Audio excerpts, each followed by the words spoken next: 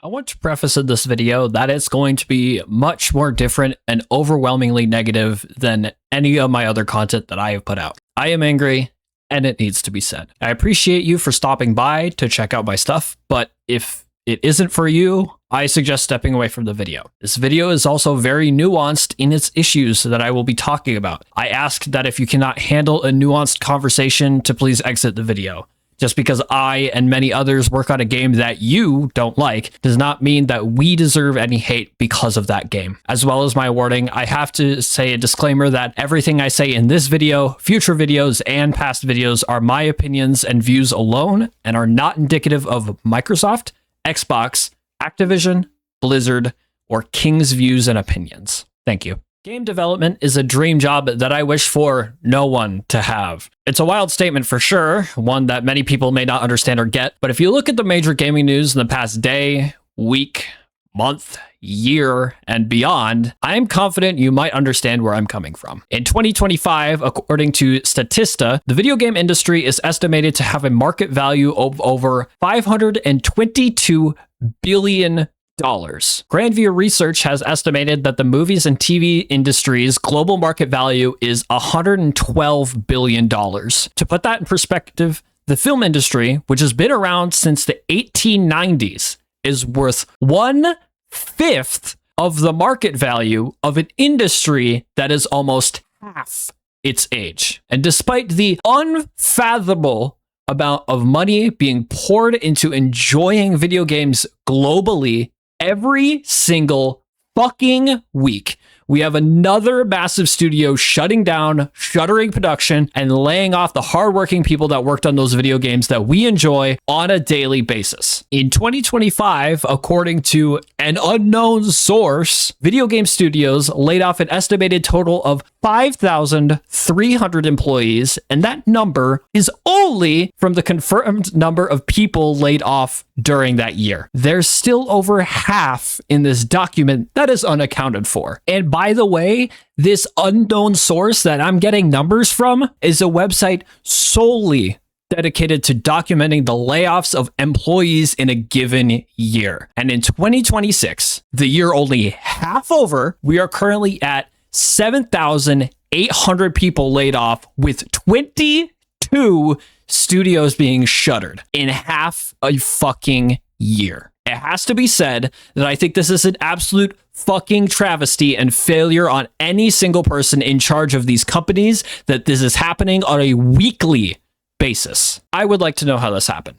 How an industry is so far gone from just creating things for people to enjoy to an eternal fest of make things bigger and cut as many costs as humanly possible and make number go up. Do we simply only have people in charge who greed over money so fucking much that they have lost any and all empathy for those below them? I know that sounds like a rhetorical question, but as someone who tries to see the best in everyone, I fail to understand how you can say we're for the people, then immediately lay off a chunk of your own fucking company because the number did not go high enough. I am a game developer.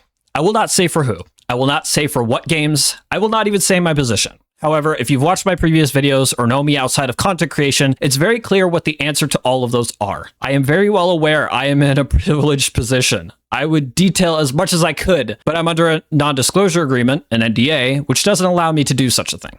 I'm very well aware that I am privileged in my position. However, I simply need you to trust me that despite all of the privilege I have with this job, it is utterly terrible in perspective with the other jobs of my caliber and experience. When I'm left alone to do my job, I absolutely adore it. It's exactly what I wish to do since I was a kid. But the problem is everything else. There's so many other outside details that make this a terrible experience. And then on top of that, you have an industry that is constantly throwing people to the wayside because the number didn't go high enough, in an industry that is already really hard to get into because of need a 20-year-old with 30 years of experience. It almost feels hopeless to do my job effectively, knowing that I will not be rewarded and cherished for that work, no matter how good or even bad the game is. Imagine for me a scenario.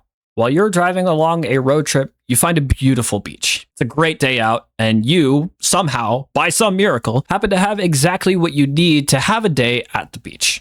You park at the beach and decide to go sit down.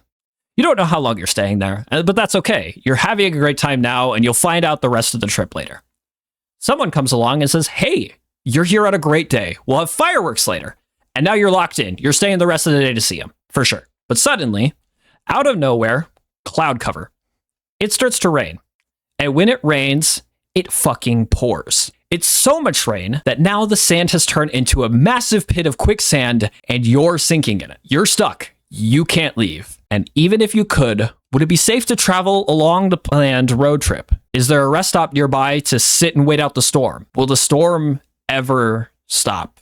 Well, you can't think of that now. You're sinking in quicksand. You can barely look around, but you see others getting swallowed up whole by this beach. People with kids, their own families just going under for some random storm that rolled up. And it's suffocating. It's hard to move. You don't know if you're going to survive. And it's up to your face now. I have one question. Will this ever end? There is no end to the story because I'm still in the quicksand.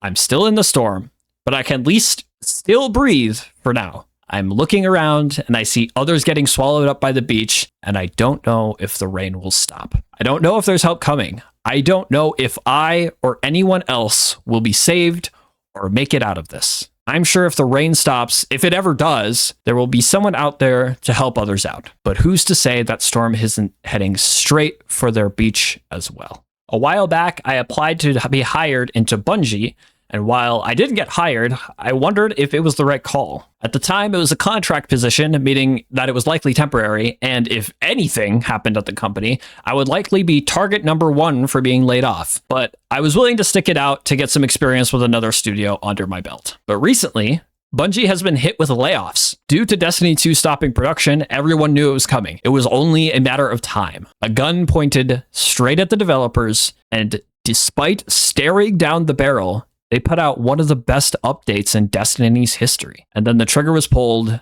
and the shot rang out for everyone to hear. Needless to say, I should be glad that I have not gotten hired because I still have my job today. I still have a source of income and can still breathing in the storm for a bit longer. But notice how I said I should be glad to not have gotten hired, not I am glad to not have gotten hired. This is where I raise a question to you. And this is a question that I've been asking myself for a few months now. Is it better to be suffocating and unsure if you're going to survive? Or is it better to just get shot in the head and move on?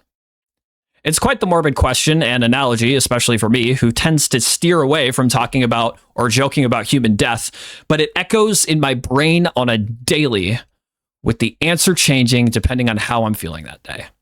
On one hand, suffocating for long enough will eventually resolve the same way, but you have a chance of surviving and living for so much longer. Being able to continue the road trip, having maybe even seeing the fireworks after the sunset. But on the other hand, it's quick, it's swift, it's guaranteed, but most of all, it's expected. The only thing you have to consider is what happens after you're gone. I don't think I ever will be able to answer this question definitively, and it'll be different depending on who you are, where you come from, and what your philosophies are.